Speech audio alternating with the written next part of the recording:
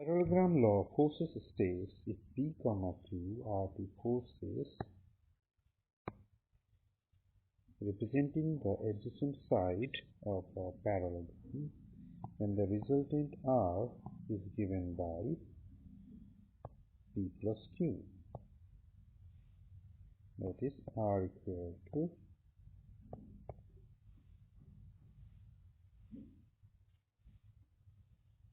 P plus Q.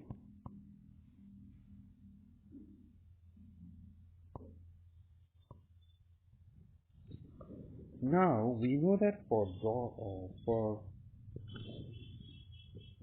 a vector A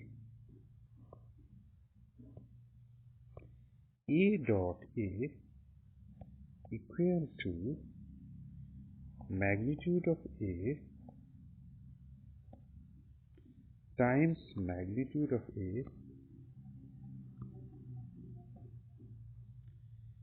times cos of angle between A and A, but the angle between A and A is 0 degree.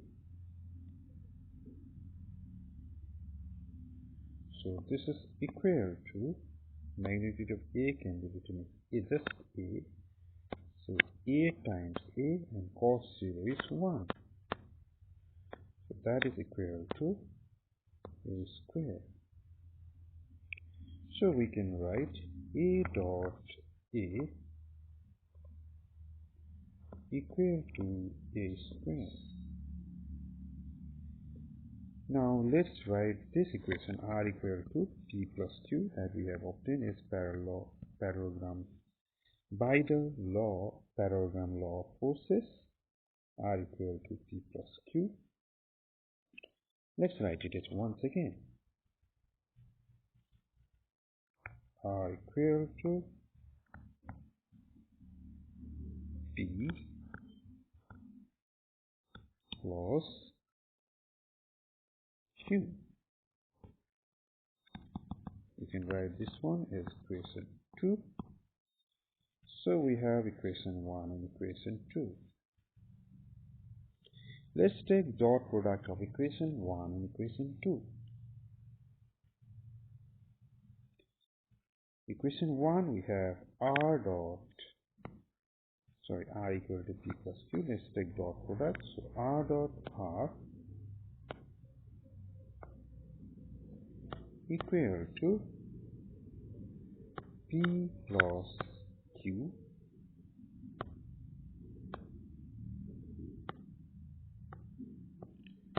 dot P plus Q.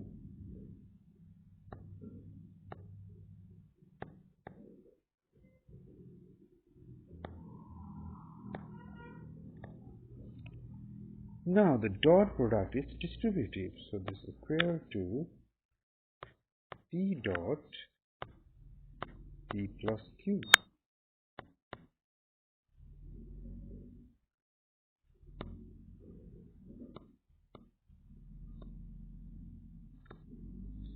Plus Q dot P plus Q.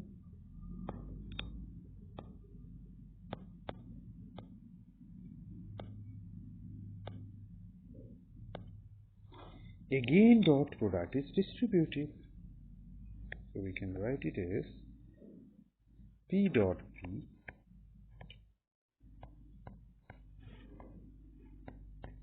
plus P dot Q. P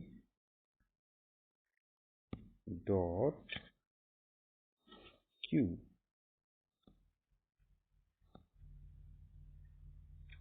plus Q dot P plus Q dot Q.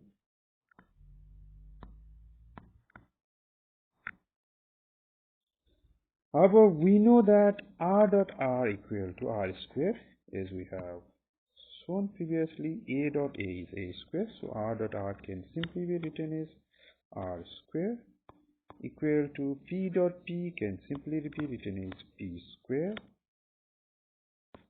plus P dot Q and Q dot P. These two are equal. A dot B is same as A, B dot A, so 2 times P dot Q, and Q dot Q is Q square.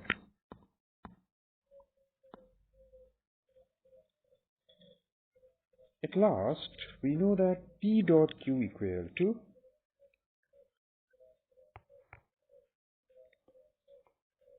R square equal to P square plus Q square. Let's copy it as it is, plus 2 times P dot Q is magnitude of P, that is just P, magnitude of Q, that is just Q, into cos theta.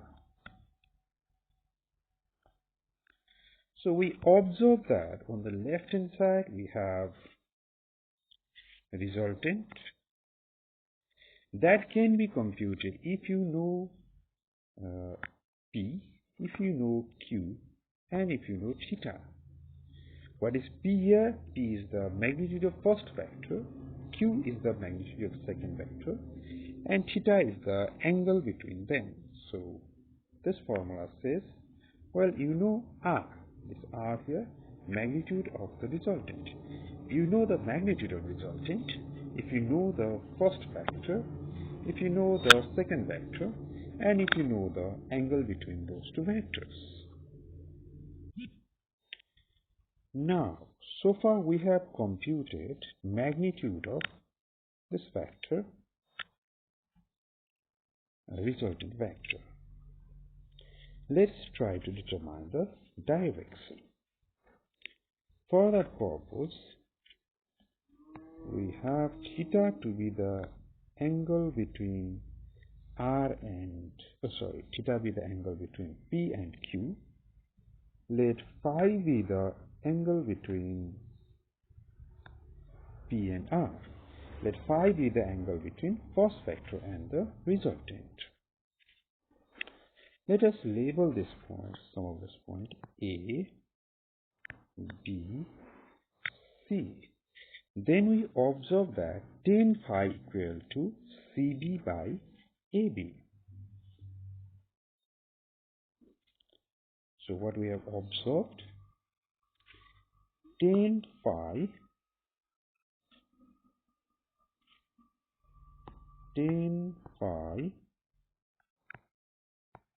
equal to CB by AB.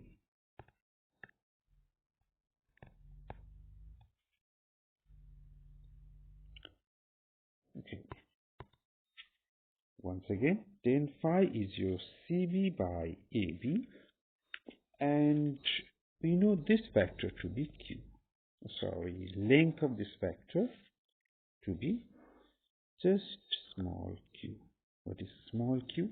That is the length of this vector, and we have drawn this to be perpendicular from that point C to the first vector.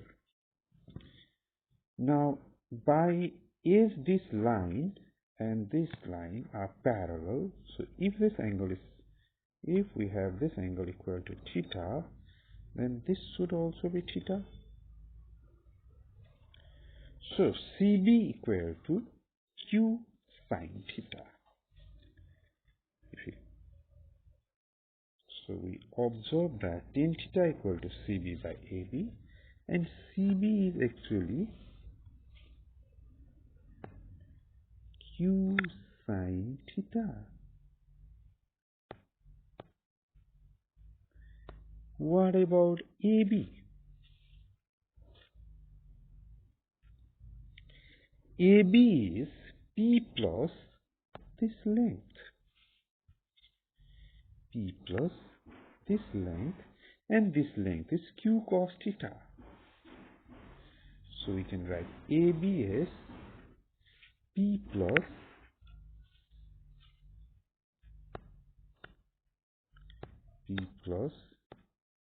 Q cos theta. Or phi can be written as